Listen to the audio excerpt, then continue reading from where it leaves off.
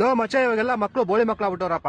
ಓದೋದು ಬರೀ ಅದೇನು ಮಾಡೋದೇ ಇಲ್ಲ. ನಮ್ ತಾತ ಮುತ್ತಾತನ ಕಾಲದಲ್ಲೆಲ್ಲ ನದಿ ಬೆಟ್ಟ ಗುಡ್ಡ ಎಲ್ಲ ದಾಟ್ಕೊಂಡು ಹೋಗಿ ಓದ್ಕೊಂಡ್ ಬರ್ತಾ ಇದ್ರು. ಓ ಮಚ್ಚ ಎಲ್ಲೋ ನಮ್ ಮುತ್ತಾತ ಗುಡುಗು ಮಿಂಚು ಬತ್ತಿತ್ತಲ್ಲ ಅದ್ರಲ್ಲೇ 2-3 ಚಾಪ್ಟರ್ ಓದ್ಬಿಡೋರು.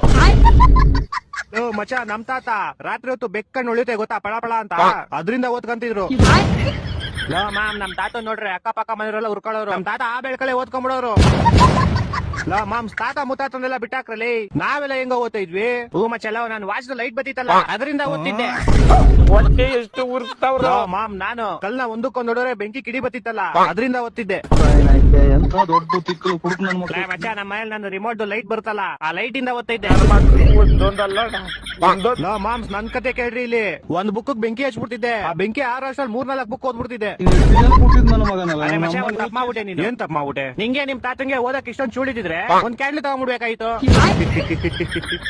ಅಕ್ಕ ನಿಂಗೆ ನಿಮ್ ತಾತಂಗೆ ಓದ್ಬೇಕಂತ ಅಷ್ಟೊಂದು ಚೂಳಿದಿದ್ರೆ ಬೆಳಗ್ಗೆ ಹೊತ್ತೇನ್ ತೆರಿತಿದ್ರ? ಬೆಳಗ್ಗೆ ಹೊತ್ತು ಓದ್ಕೊಬೇಕಾಯ್ತು.